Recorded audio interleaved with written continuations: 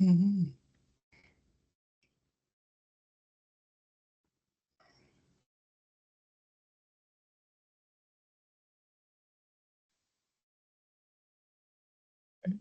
Okay, good Mhm. morning, everybody. Uh, Thank you for joining for today. Today's our estate planning webinar, which is part of our Evolve Advisor Group education series. So glad everybody could make it. We're excited to be with you all this morning to walk through the key do's and don'ts of estate planning and help simplify what can often feel like a complex topic. Before we jump in, I'd like to quickly note that the information that we're covering today is intended for educational purposes only and should not be considered legal, financial, or investment advice. And today's session is really built around many of the thoughtful questions that you all submitted already in advance and through the conversations that I've had with clients previously, plan participants previously. And so we're going to be covering a high-level overview of estate planning, but we're going to be discussing why estate planning is important, who needs an estate plan, and the core documents that everyone should be familiar with, hopefully by the end of this call today. And I'm pleased to be joined by Maureen MacSweeney, our estate planning expert. Maureen, welcome and thank you for joining us today. Thank you for having me. I'm excited to be here. Awesome. So we're going ahead and just, I think we should just go ahead and jump right in. Our plan today is really to spend about 30 minutes start to finish. And just a quick bit of housekeeping. There is a Q&A button for our participants on the call. If you have any questions, feel free to submit them. We will be reviewing those. And I'll just mention that any questions submitted, let's try to keep them high level. If you do ask some specific questions that we may just pass those over and we might follow up with you later. Or it may be a good time for you to set a meeting with Maureen or I. Yeah, But Maureen, let's go ahead. this is a public forum, and so I don't like to delve into personal individual situations because then there goes client privilege out the door, and we don't want that. So yeah, I'm an attorney, but I'm not your attorney right now. So Exactly. Well, Maureen, if it's okay with you, let's go ahead and just jump in. What is estate planning? What are some of the high level things? What when you think of estate planning, I mean, what is it really? So the biggest misconception is that estate planning is only really about money for older, wealthy people, right? And in reality, estate planning is about who controls decisions about your life and your assets. And that's at any age, okay? So if you have kids, a bank account, a car, or a healthcare preference, you have an estate, right? And estate planning answers four fundamental questions. Number one, who steps in if you can't make decisions? Number two, who raises your kids? Number three, who inherits your stuff? And four, how do you minimize court involvement in the taxes? Because it is expensive. Okay. And the word estate, it sounds fancy, but it simply means that everything you own and everything that affects you, right? Without a plan, a judge, who's a stranger, answers those questions for you, right? So, you know, I had a 32-year-old client who said she didn't need an estate plan. And she didn't own a house yet. 2 years later, she was in an accident, and her partner of 8 years, he had zero legal authority to really make a single decision for her. And that's really important. Yeah, and Maureen, I know that for that story, there's probably 10 others, right? That come to mind of these, horror story situations. So, who actually needs an estate plan? This is a question that I hear a lot from folks doing our Yeah. 401k education meetings. Hey, do I Mhm. really need a trust? Do I Yeah. really need to sit down? I mean, who is this for? So there's no minimum age or net worth for estate planning, right? And that's a myth, okay? And here's why it matters at every single stage. Okay, so for 18-year-olds even, when your child turns 18, HIPAA and state laws cut off your right to their medical info and decisions. If they're in a car accident at college and unconscious, you cannot legally talk to their doctor or make decisions unless they have a healthcare surrogate designation and a HIPAA authorization in place. This is a powerful, relatable point for many parents in the room, right? I am one. My kid goes to school in Connecticut, right? God forbid she was in an accident, right? So young adults, no kids, okay? So their digital assets, their social media accounts, their financial accounts, they all need a plan, right? Unmarried partners have zero legal rights without documents. You look at it's Pride Month, LGBTQ plus couples. If they're not married, we need to get those contracts and those legal documents in place to give you authority for each other. Parents with minor kids, a will is the only place you can legally name guardians for your minor children. And without it, the court decides, right? We also can name them legally here as pre legally named guardians that the court will follow. Seniors. So planning is harder, right? It's not easier. As cognitive, decline becomes a risk, right? Planning while you're healthy gives you control. So when that does happen, you have the parameters already in place. And the people that you want to be able to make those decisions for you have already been established. So the rule of thumb is if you care about who gets your stuff, who makes decisions for you, or who raises your kids, you need a plan. And age and wealth, they're irrelevant, really. Yeah. And Maureen, these are things that we talk about all the time with our clients. I sometimes joke it's a lot easier to make these decisions while we're still here. And so a lot of us, and we've seen it too many times in the past where we kind of wait and delay and drag our feet. And then sometimes it can just be too late, which is a good segue here. So what eventually gets people off the couch, ready to make some changes, ready to put those documents in place? Yeah, so people procrastinate on estate planning for three main reasons, right? One, it forces them to think about death. Number two, they think it's complicated or expensive. And three, they assume they have time, right? We all think we're going to be here forever, right? What actually moves people to act, though, are life events, right? Having a baby is the number one motivator, especially the realization that someone needs to be named as that person's guardian if you can't care for them, right? They can't care for themselves. Marriage and home purchase are really close seconds. Close calls are another. So a cancer diagnosis, a parent's stroke, seeing a friend's family torn apart by probate. I have a very good friend. She lost her sister because of probate. These moments make the abstract real. And witnessing other people's pain, right? When someone watches a family go through a contested estate or a probate nightmare, they immediately think, I don't want that happen in my family. And you don't want a mess, right? So the message for your audience really is don't wait for a triggering event, right? Create your plan now while you're healthy, you're clear-headed. You have a lot of choices. There's a lot more choices if you do it ahead of time. We can't plan after the event, right? It's really an act of love, not a morbid exercise. Mm-hmm. Yeah, and I think you hit on a couple of good points there, Maureen. I think it's good. There's some happy life triggers on our screen here, and there's some unhappy triggers on the screen. Let's look at some of these positive events and then use that as the segue into the estate planning conversation. Because, like you said, I mean, I don't love talking about death. I don't have a lot of clients that like talking about death. And it's easier to have these conversations after we get married, after we have the kid, after we buy the house, right? These are major life events. Let's get our estate plan in place following some of these more positive events instead of waiting for something negative to happen.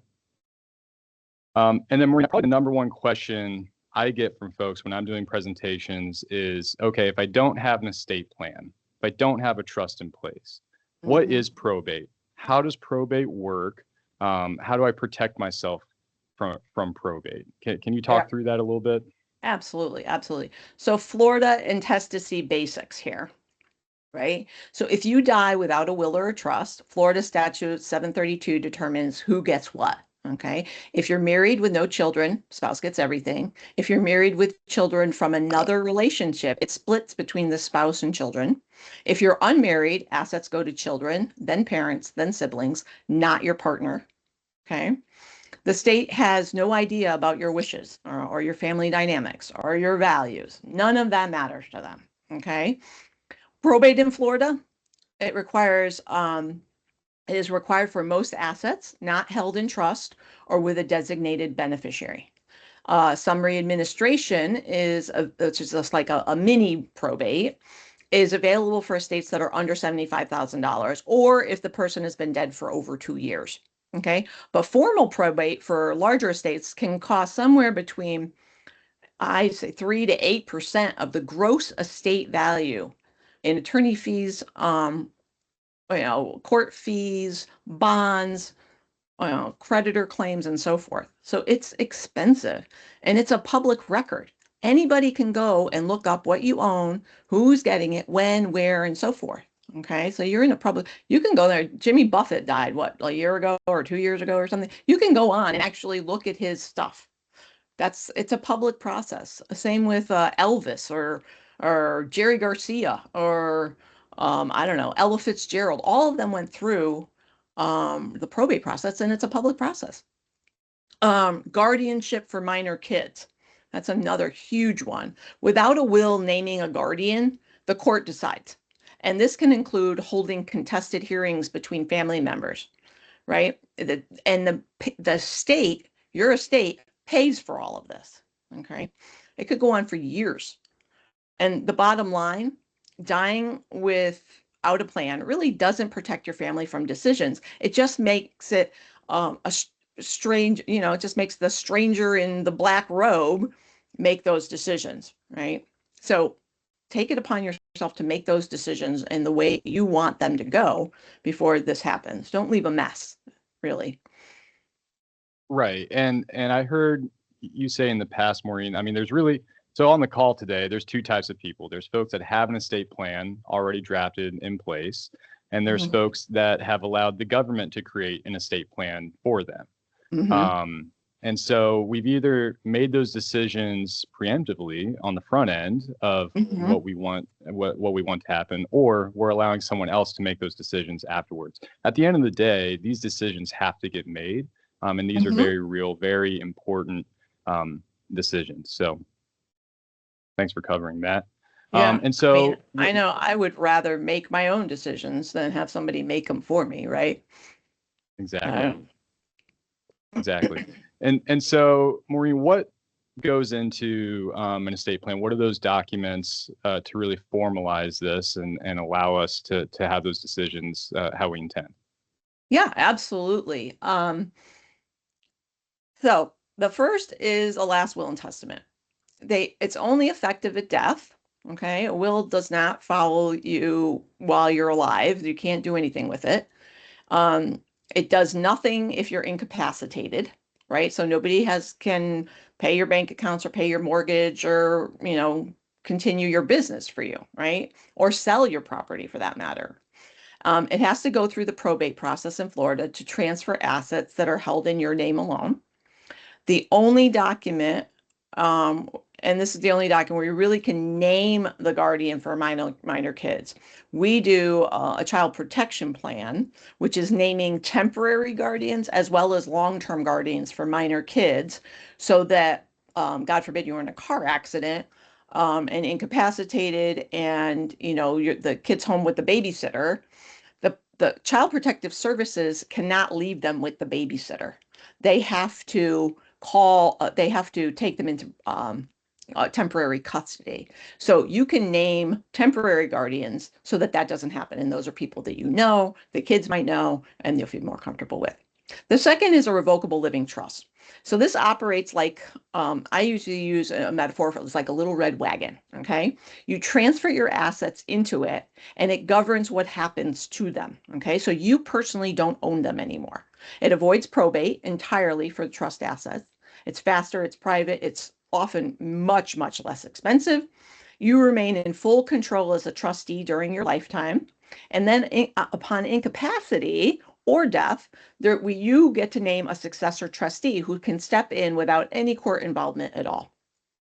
The third is a durable power of attorney. Durable is important. It means it remains valid even if you become incapacitated with mental health of some sort, dementia, Parkinson's, something like that. Okay. Without it, your family may have to petition the court for guardianship or conservatorship. We call it here guardianship in Florida. That's expensive and time consuming. In Florida, a durable power of attorney executed after October 1st of 2011 must comply with Florida statutes, Chapter 709. And basically, the durable power of attorney and the trust have to talk, and both mention powers, or else they're not there for the agent. Healthcare surrogate and a living will. So a surrogate is who speaks for you medically if you are unable to do that. A living will or living will directive, whatever you want to call it, is what you want if there's no reasonable expectation of recovery. Okay, so these are separate documents in Florida, and both should be in every single plan. And then, of course, the HIPAA authorization. This is often overlooked, and without it, your named agents can't even get basic health information about you. Okay, so you're in surgery, and they can't even tell you how you're doing. Okay, or they can't even tell you that you're at the hospital. And think about that with a kid, somewhere else.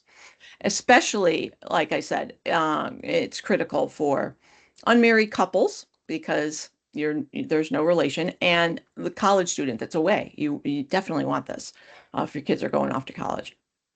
So those are really the big main players. Now, if you're doing Medicaid planning, or you have a special needs child, or you have, maybe you have a horse or something that's like a big, an animal, or I have a show dog. We do pet trusts also, and special needs trusts for kids that are disabled, or Medicaid planning. If you have, you might need to apply for Medicaid. That's a whole other thing. That's not foundational planning. It's a whole nother level of planning. But these are the foundations. Wonderful. And I would tell you, Maureen, we spend a lot of time talking about this revocable living trust in our world.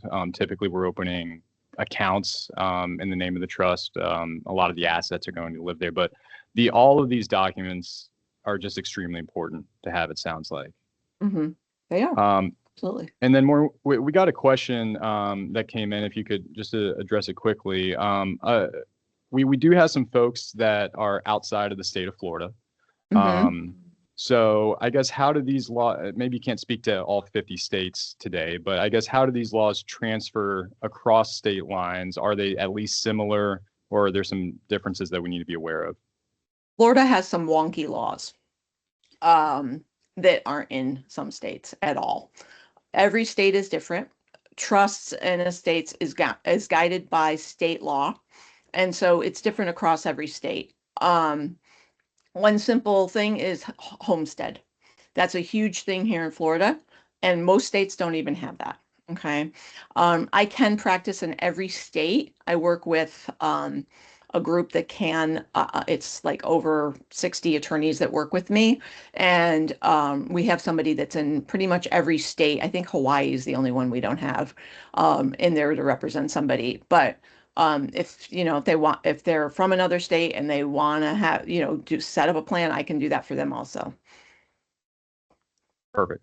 Good to know. So if we have folks on the call across state lines, maybe all of this maybe doesn't apply, but you can always get in touch with Maureen. She's typically able to work in all states. And then Maureen, I would tell you, this is maybe the second most popular question I hear all the time is, hey, I got a will. Do I need a trust? What are the key differences? Yeah, that's a good one. Thanks for asking. A great question. It's one of the most common questions, right? Here's how to frame it clearly. Will-based plan is right for younger adults with simple solutions. So, situations, they don't really own anything else.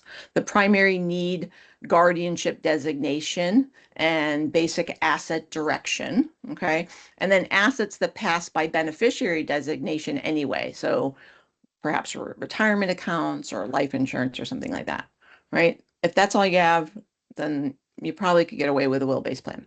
Trust-based plan is right for anyone who owns real estate in Florida.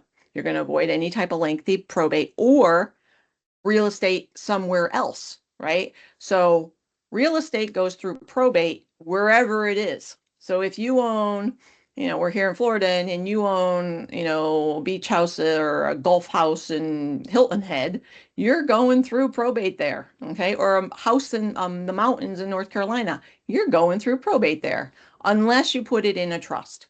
If you put it in a trust, it's not going through probate anywhere, okay? And so you avoid all that aggravation and mess and everything for your family afterwards.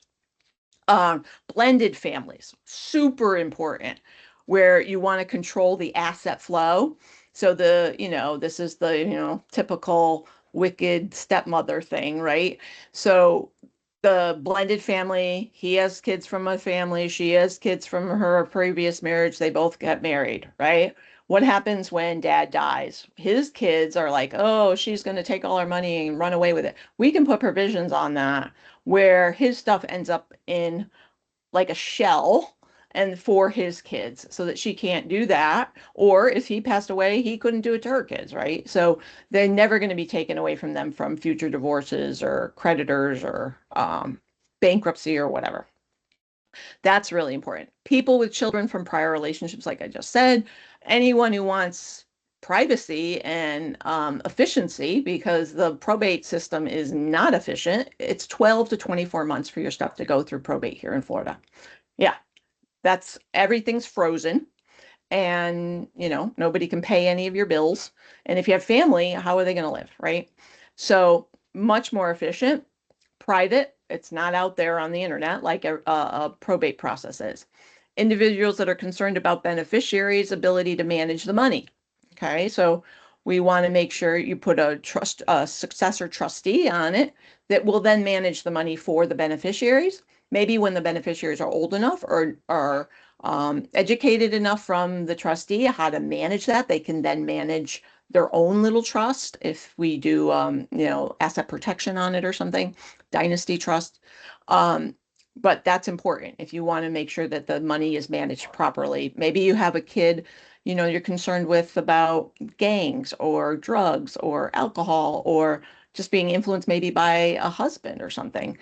You can put provisions on there, spendthrift trust and other provisions on there that will prohibit uh, any distribution going to that person until the drug addiction's, cleared up and you put the length of time too. If they were cleared up for a year or 5 years, it's yours, right? You get to decide these things.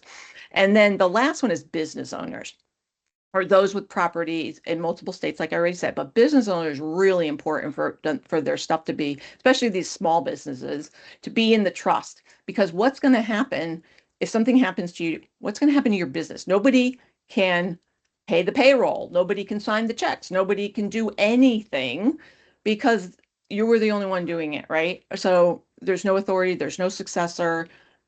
Real small businesses are really important and also chain of succession for that business. What happens to that business? Because it's half your life or if even more sometimes, right? So in Florida, real property almost always benefits from a trust because Florida probate for real estate is really, really time consuming and expensive.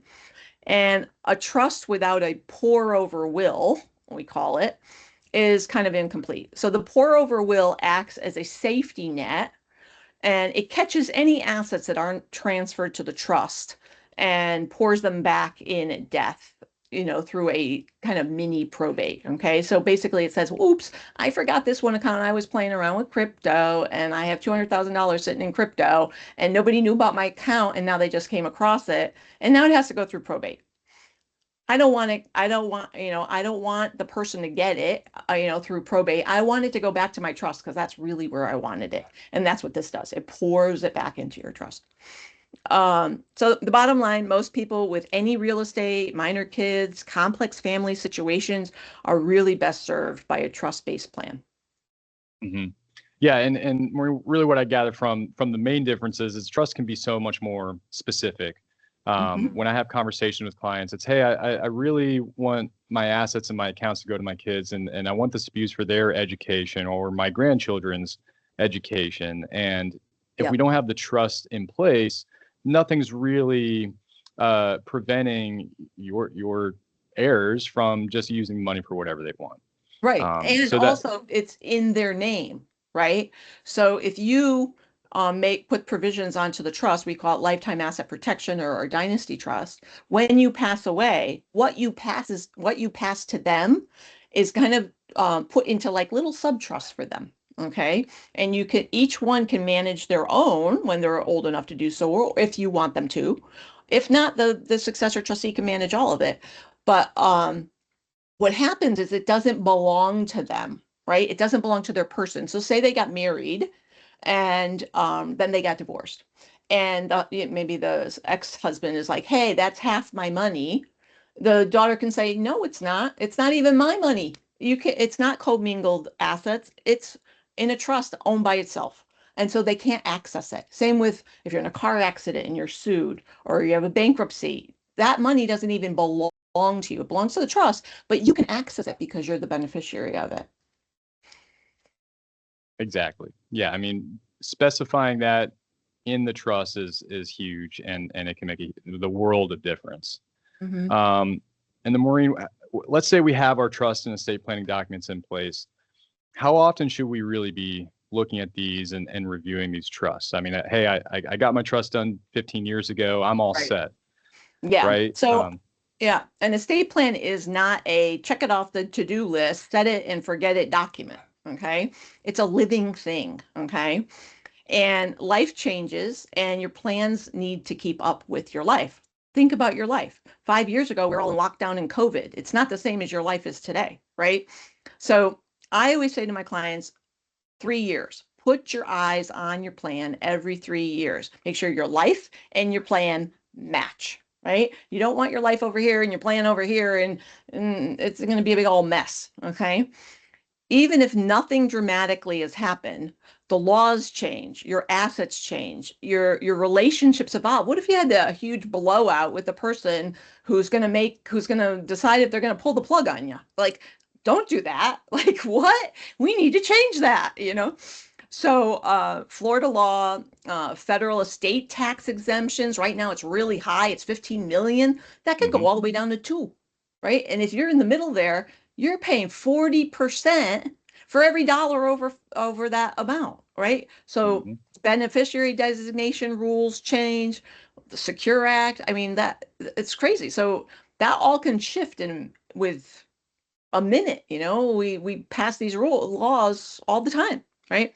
And then there's immediate triggers for updates too. So divorce is one huge one. In Florida, divorcing automatically revokes certain beneficiary designations to a spouse, but not necessarily all of them. And it does not update your will or your trust automatically. So you have to review and update everything. You do not want someone who you're going to be divorcing be the one who, like I said, was going to tell if they're going to pull the plug on you, or they're going to be controlled of all of your assets. Go change that as soon before you even file it. But as soon as a divorce is filed, right? You could, even when you get preliminary notion of that, you should be filing that, right? Um, Death of a named agent or a beneficiary is another really big one. So if your backup executor predeceases you, or your plan may not have may not have somebody to act, right? Parker and I were just talking about this. His grandma, I'm helping his grandma, and she's what, 92? Is she 92? 95. 95. She's hmm 95. And then she had like his mom and his uncle, but there was nobody from a younger generation. Like his mom is in her, what, 70s? Are your mom and She's dad in the 70s? 70. My mom's going to be 73 this year. 73. But there was nobody beyond that. So, his mom or dad could predecease your grandma, maybe. Who knows, Yeah, she might. or whatever. She's a spitfire, let me tell you. But then so they're like, okay, let's put Parker on. And so we put that on. That was an added thing because he's a different generation, right? The other thing is if your spouse is your POA or your durable power of attorney or your trustee or whatever, and they're putting, the salami in the silverware drawer, and or the keys in the oven, yeah, I think you need to change that designation, right? And so you don't know those things, when you did it, but now things have changed, so you need to change the plan, right? The other one is new tax laws. Okay. The federal estate tax exemption, like I just said, it could significantly decrease in 2026, right? And if you have a taxable estate, this is the time to plan before you lose all that money. Okay. Or if God forbid something were to happen. Special needs kids. If a beneficiary develops a disability or already has one, inheriting assets outright can really disqualify them for Medicaid or Social Security disability. Okay. A special needs trust can protect their government benefits. Um, Another one is moving to states. So, like we talked about, basically, estate laws vary significantly. And an estate plan drafted in New York may not function optimally here in Florida. Okay. So, the best practice to do is annual review with your attorney, but I always say think of it like really like a financial checkup, but at least every 3 years, put your eyes on that plan and make sure it matches your life now, not 15 years ago when you made it or whatever. No, and if I had a dollar for every time I heard someone say, "Well, my parents, they kept telling me that everything was taken care of. They did the trust years ago. They told us everything was taken care of, and then after my parents passed, it was still a total pain to settle the estate because they wrote this trust years and years ago. Some things don't apply. We're reading the trust. There's property in here that they no longer own. They own property that is not listed in the trust. There's confusion." So it's always good to review this. Maureen, one quick question I had: do you recommend reviewing what's stated in the trust with the heirs at any point, just so they're clear on what's stated? You mean what the distribution is going to be? Correct. Yeah. Absolutely. Yeah, absolutely. We go over all of that. Yep, absolutely. And that changes all the time. I had a lady, she had 3 kids. Distribution was set up a certain way, and she got sick and she decided she didn't want it to do that and literally changed it like a week before she passed away. Mm. So, yeah, and it was dramatic. Yeah. Mm. And then Maureen, quickly, let's touch on again, one of the main questions we get is, assuming we have the trust in place, should we list the trust as the beneficiary on our life insurance or 401k or other retirement accounts? How should that be set up? Yeah, so this is a nuanced topic, one of the most important for really asset coordination, right? The short answer is it depends on the asset type, right? So life insurance. Um, so the trust should be the beneficiary for your life insurance. And this is also a way to create generational wealth. Okay. Generally, it's a good idea when you have minor children because a child can't receive a large lump sum directly. Okay. So if that was going to happen, then the trust holds the funds and the trustee manages those distributions according to your instructions, right? Otherwise, they're going to have to appoint a fiduciary to take care of those funds until the child is 18.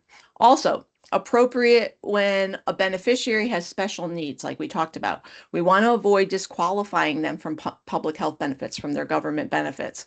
Or if they had substance abuse issues or creditor problems, or if you simply want, stage distributions, if you don't have a lifetime asset protection trust and you want to pay it out over time instead of keeping it in trust forever. If your spouse is alive, name them directly as the primary beneficiary. Um, you can do that, but I usually say to the trust, right? Um, and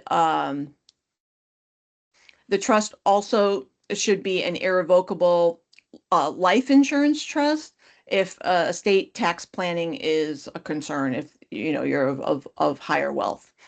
Now, 401ks and IRAs, the trust can be the beneficiary. After the Secure Act in 2019 and Secure 2.0 in 2022, most non-spouse beneficiaries must withdraw their inherited retirement accounts within 10 years. They can't stretch that distribution out over a lifetime. So if you name a trust as a beneficiary, the trust doesn't qualify as see-through or conduit trust. The 10-year rule may compress that even further. Okay. And the trust may have you have to have you distribute everything within 5 years, which could become a significant tax issue for the beneficiaries.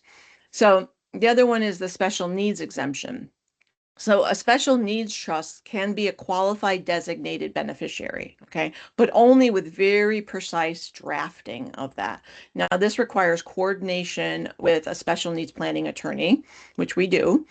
Um, but that's very important because we do not want them losing their government benefit. And if they have anything, they, in their name, that would be something that would just essentially boot them off.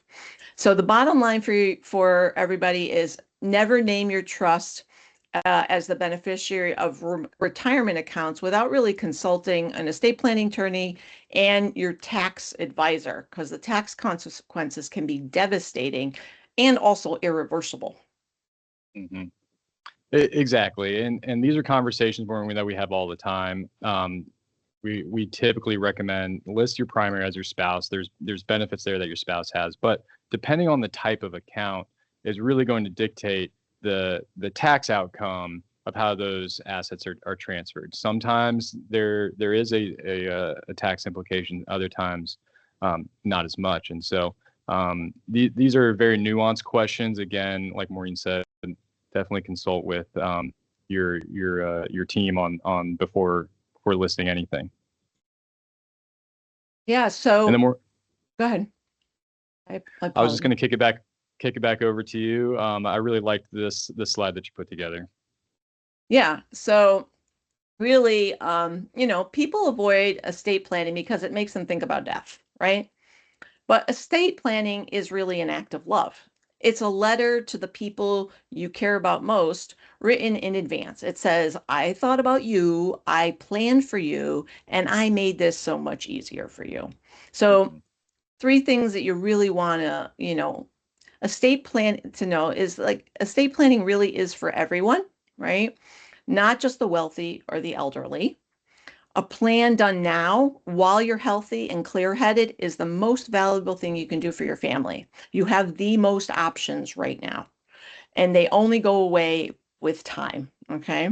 And it doesn't have to be a complicated or expensive. The right attorney makes it simple and has a process that walks you right through it. So let me just end by just saying how you can connect with us. Um, we do what we call life and legacy planning session. Normally we charge $450 for this. It's an hour of my time, and we sit down and really go through your stuff, right? So, I'm hoping that I gave you some clarity, maybe a little peace of mind. Estate planning really doesn't have to be overwhelming. And at our firm, the Lineage and Legacy Law Firm, we make it really simple, personable, and doable. And it's done all virtually. I can, accommodate anybody anywhere, and we do, it on your schedule. So if you are ready to take this first step, I'd love for you to, schedule a life and legacy planning session with you. I'm going to waive that $450 fee for you because you took the time to sit here with Parker and because you are one of Parker's clients and one of Evolve's clients, right? So I'm going to waive that for you. You could use this QR code or the link below there. If you schedule a life and legacy planning session with me before midnight tonight, I'm going to have you do a little homework. You're going to get an email after that to ask you to your vault. It's kind of like online banking for legal, and it's about your assets and just kind of your family and basic information that we'll need as we talk. Is what we like to look at your situation. And this is really an educational and diagnostic meeting. We have a conversation about where you are in life. We look at your assets and your priorities, as well as what would your specific situation look like if something were to happen. And if you don't like what's going to happen, then we discuss what you would want instead, right? So that's really my gift to all of you for really spending the last almost an hour. I don't know, how long has it been? Yeah, maybe not even. About 40 minutes. Yeah, for spending that time with us and listening to me blab. And your family does deserve a plan. So I would love to build that with you together. Wonderful. Maureen, thank you. Again, the trust and estate planning, these are conversations that we have with clients all the time, like I've mentioned, and it's something that we highly, highly recommend to have this done and have this on paper somewhere. Maureen makes it really easy to get started. Again, please, use the QR code on the screen to schedule time with her to start that conversation. And then Maureen, if someone does reach out and wants to engage, what's the timing on this from, I guess, start to finish, from that first call to now we have the trust finalized? Yep. Typically, how long Yeah. does that take? Yeah. So you're looking at like 8 weeks, right? From start to finish, right? Going through that, making decisions, sitting on your decisions, making sure you get the right decisions, us drafting the documents, reviewing the documents with you, explaining to you how we're going to get all your stuff in there and how, if you're the one moving, funding, how that happens, filing deeds, renaming things, and then of course the signing, and printing of your documents and then getting the binder back to you. We also digitize everything and we have that vault like I was talking about, that's yours forever to go back into if there was a hurricane or whatever, you're not, and you lose your documents or you just need your documents, you need the certificate of trust to move something. You just go in and you can print it up and it's there for you on the cloud and very accessible. Perfect. So Perfect. Maureen, thank you. And then too, when that intro call, when they do schedule that intro call, I'm recognizing some names on our meeting today. I'm also happy to join that intro call, or absolutely. Ryan's happy to join that intro call. Hopefully we can make that, to reviewing accounts and reviewing net worth. Typically we have that on file already. So hopefully we can help make that process a little bit easier. So Yeah. So filling out the vault, you contact Parker and he'll help you do it, and then really yeah, that's all it is. It's about, your demographics, your family, who's in your family, who are the important people that are going to have important roles in your plan, and then your assets. What are your assets? Who are your assets? And then there's one question about if you did planning before, and also your values, like what's important to you, because everybody's different, certain things are more important to other people and other things are more important to some people. Like I have a lady, her dog is the most important thing, right? And she's so worried about what's going to happen to her dogs, right? So everybody's different. that's right. That's right. And that's why these conversations are important. Well, Maureen, thank you so much. And for folks on the call, thank you for sticking around a little bit longer. I know we ran over time by about 13 minutes here.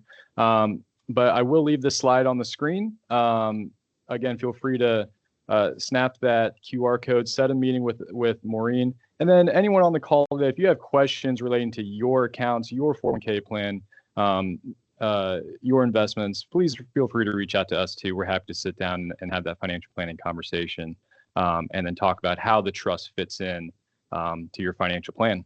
So again, thank you all for joining the call today. Thank you. Thanks for having me. Thank you all for being Yep. here. Thank you, Appreciate Maureen. it.